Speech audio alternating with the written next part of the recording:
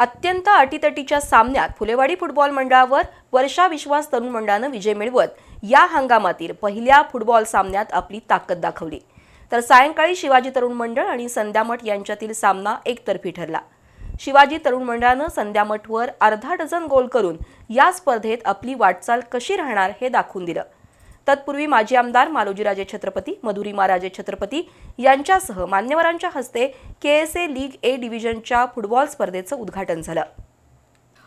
KSA league ए डिव्हिजनच्या football स्पर्धेला आजपासून प्रारंभ झालाय।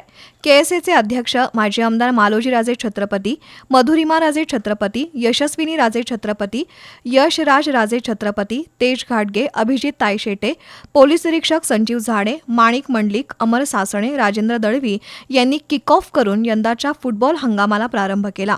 पहिला सामना फुलेवाडी फुटबॉल क्रीडा मंडळ आणि वर्षा विश्वास तरुण मंडळ यांच्यात झाला। सुरुवातीपासूनच चुरशीनं झालेल्या या सामन्यात वर्षा विश्वास संघातील शिवम लोकरेनं 38व्या मिनिटाला गोल नोंदवला। अखेरपर्यंत फुलेवाडी संघाला त्या गोलची परतफेड करता आली नाही, त्यामुळे वर्षा विश्वास मंडळानं हा सामना जिंकला। सायंकाळच्या सत्रात बलाढ्य शिवाजी तरुण मंडळ आणि संध्यामठ तरुण मंडळ यांच्यामध्ये सामना झाला। सामन्याच्या 6व्या मिनिटालाच शिवाजी तरुण मंडळाकडून दर्शन पाटीलनं, 29व्या मिनिटाला देवराज मंडलिकनं, 31व्या मिनिटाला संकेत साळोखेनं गोल नोंदवत शिवाजी तरुण मंडळाला पूर्वार्धात 3-0 अशी आघाडी मिळवून दिली।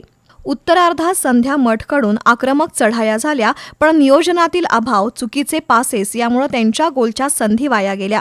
उत्तरार्धात विशाल पाटीलनं 64व्या मिनिटाला, सिद्धेश साळोखेनं 73 आणि 79व्या मिनिटाला गोल नोंदवत शिवाजी तरुण मंडळाला भक्कम स्थितीत आणून ठेवलं।